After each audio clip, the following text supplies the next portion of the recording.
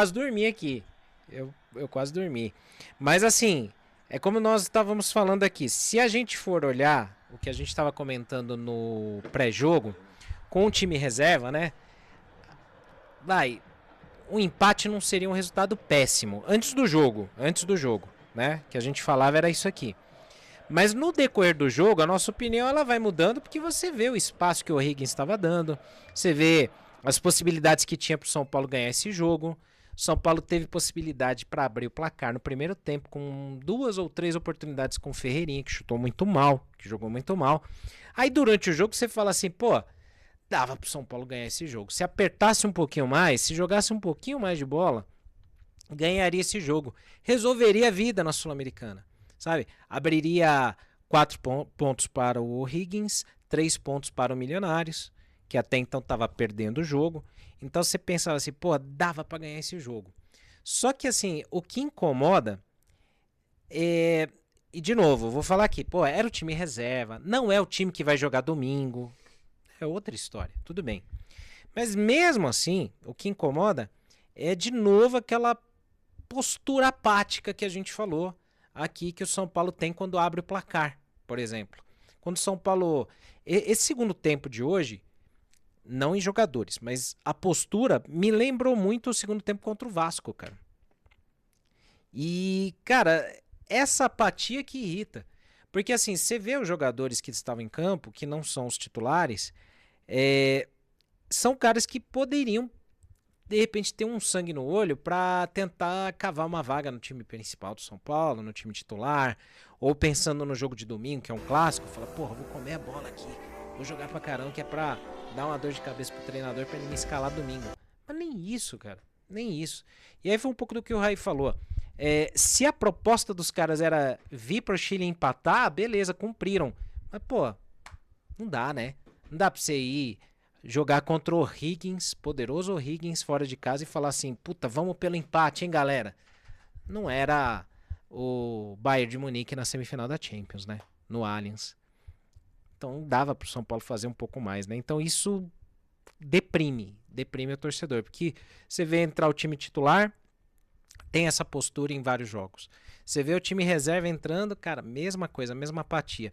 E as mudanças do Roger, que no domingo eu achei que foram boas, no domingo eu achei que as substituições dele não foram ruins, não. Acho que ele mexeu bem no time.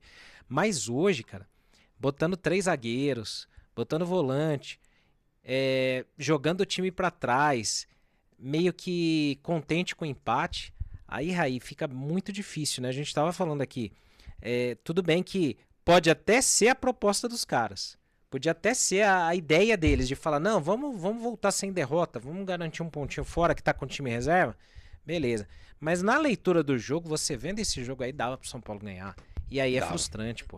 Dava pra ganhar, sem dúvida alguma. Acho que a sensação é essa, né? Foi um jogo contra um time muito frágil tecnicamente. Você olha pro jogo do Higgins e vê que ali há pouca qualidade em linhas gerais. Essa impressão já tinha ficado clara no primeiro jogo no Morumbi, a vitória por 2-0 do São Paulo. E aí, rápido parênteses, né? Como que o Bahia foi eliminado por esse time da Libertadores. Que doideira, né? Mas voltando ao jogo de hoje, eu acho que o jogo mostra, né, ao longo... O jogo mostra algumas coisas. Uma delas o São Paulo claramente entrou para somar ponto. 1 ou 3, né? Ele entrou com uma postura, e aí óbvio que eu estou dizendo é uma obviedade imensa, ninguém entra para perder, mas o que eu quero dizer é no sentido de, vou fazer um jogo de poucos riscos aqui porque o empate me serve, é isso que eu quero dizer com entrou para somar ponto, né? Não entrou desesperadamente querendo vencer o jogo, ou demonstrando ali um desejo pela vitória, acho que assim ficou melhor formulado do que entrou para somar ponto. Então isso ficou muito claro, né, ao longo do jogo, que o time não estava desesperado pela vitória, não se expôs, não se lançou, porque não queria correr riscos lá atrás de perder o jogo. E aí foi o que eu disse, né, em algum momento aí do segundo tempo. Quando você fica com muito medo de ganhar o jogo, ou com pouco desejo de ganhar, você corre o risco de acabar perdendo.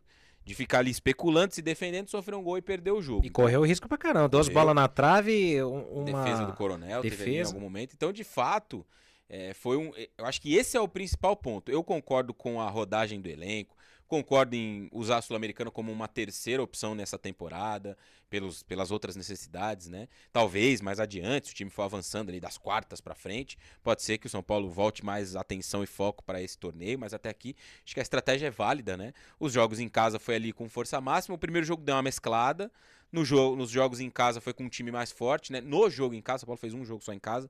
No jogo em casa foi com um time mais forte para ganhar o jogo, ganhou, né? Até não fez uma boa atuação.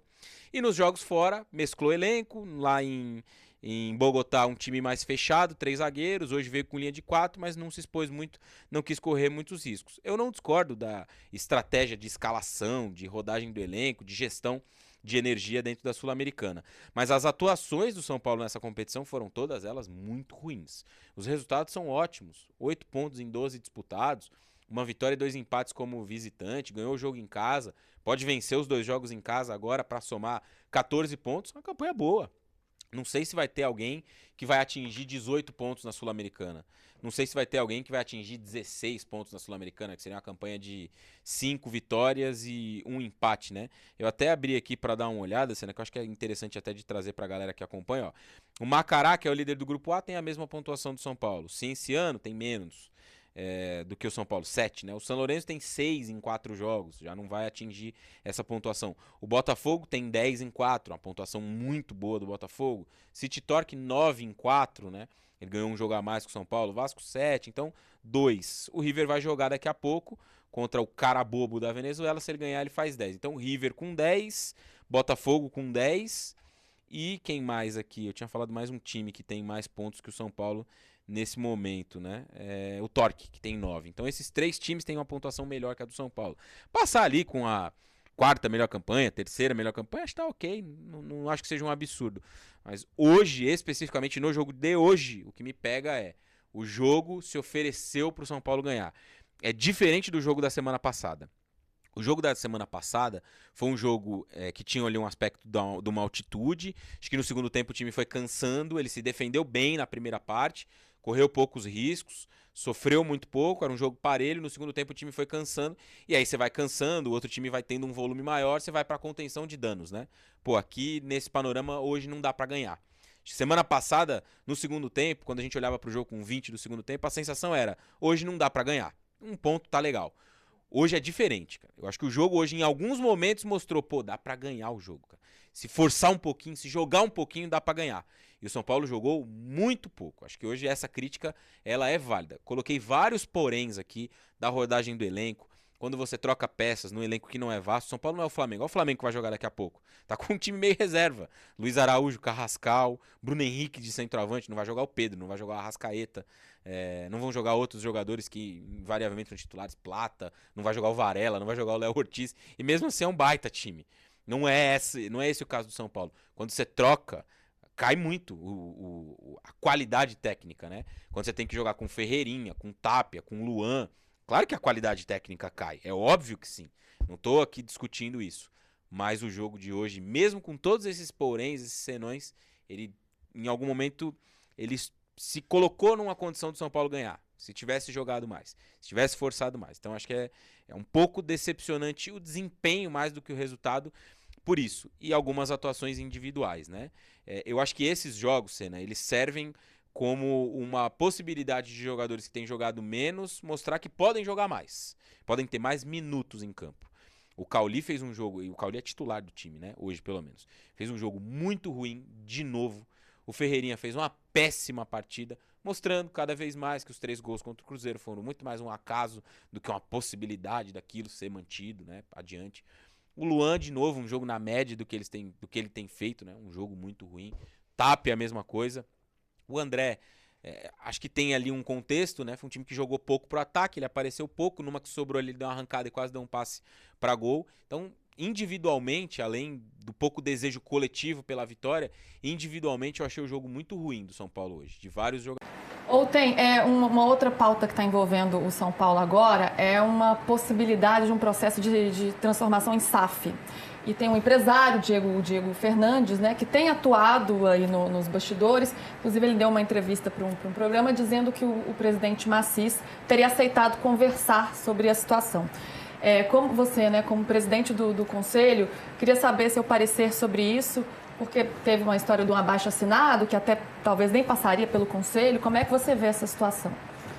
Bom, deixa eu tentar esclarecer. A questão da SAF, ela é mais complexa do que simplesmente a opinião de uma pessoa, né? Ela envolve uma série de mecanismos de qual tipo de SAF se fala, se é que o São Paulo efetivamente pretende se transformar numa SAF ou num clube-empresa com outras modalidades. Precisa da reforma estatutária. Precisa necessariamente ter um quórum reduzido da reforma estatutária. Quando eu digo reduzido, PVC, é que o quórum caia de 75% dos conselheiros para 50% mais um. Do Conselho Deliberativo. Do Conselho Deliberativo, sim.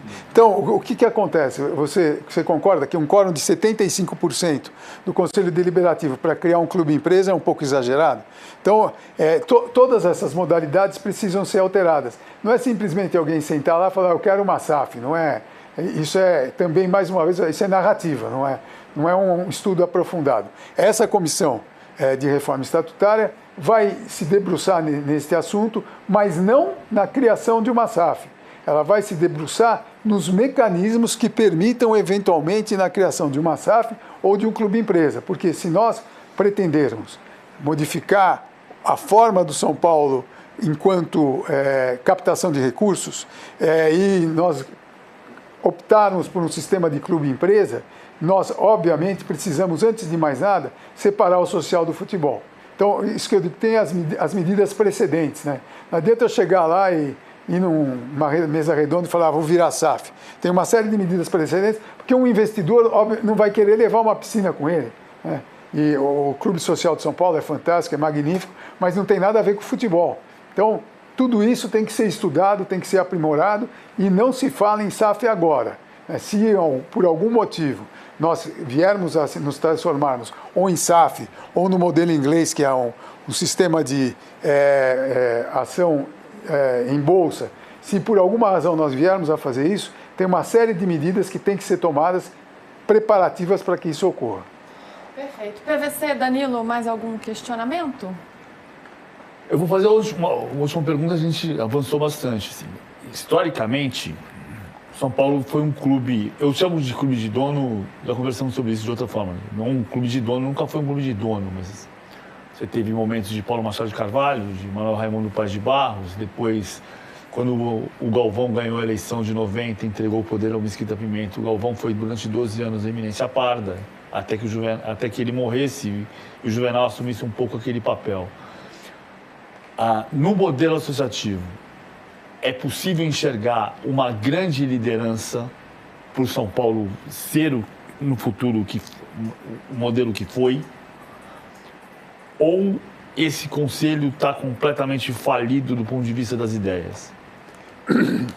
Olha, primeiro eu não acho que o conselho esteja falido do ponto de vista das ideias, mas eu não acredito no modelo associativo, né?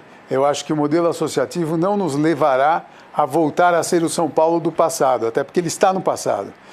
Hoje, dentro do futebol mundial, o São Paulo só teria condição de voltar a ser um poderoso time, um time que foi o que você mesmo classificou no passado, se ele vier a ser uma empresa. Por quê? Porque não adianta dar o exemplo do Palmeiras e do Flamengo, do Real Madrid e do Barcelona. São questões completamente independentes, que tiveram bases e estruturas diferentes do São Paulo. O São Paulo chegou num ponto que, pelo sistema associativo, ele não consegue mais chegar próximo desses outros dois clubes. Eu acho que o São Paulo vive hoje talvez o que o Palmeiras viveu lá atrás, um pouquinho antes das diretas, em termos de política. E realmente, naquela época, imaginava-se que ia ser muito difícil. Claro que o Palmeiras tem a particularidade de o Paulo Nobre ter colocado dinheiro, de ter conseguido fazer. Mas eu não sei, você acha que talvez o São Paulo se espelhando no Flamengo, mesmo que demore um pouco, não dá? É impossível, pelo modelo associativo, na sua opinião, você conseguir fazer o São Paulo de novo competir com o Palmeiras e Flamengo, dentro das particularidades de cada caso? Dado a situação financeira em que o São Paulo acabou se envolvendo, eu acho praticamente impossível.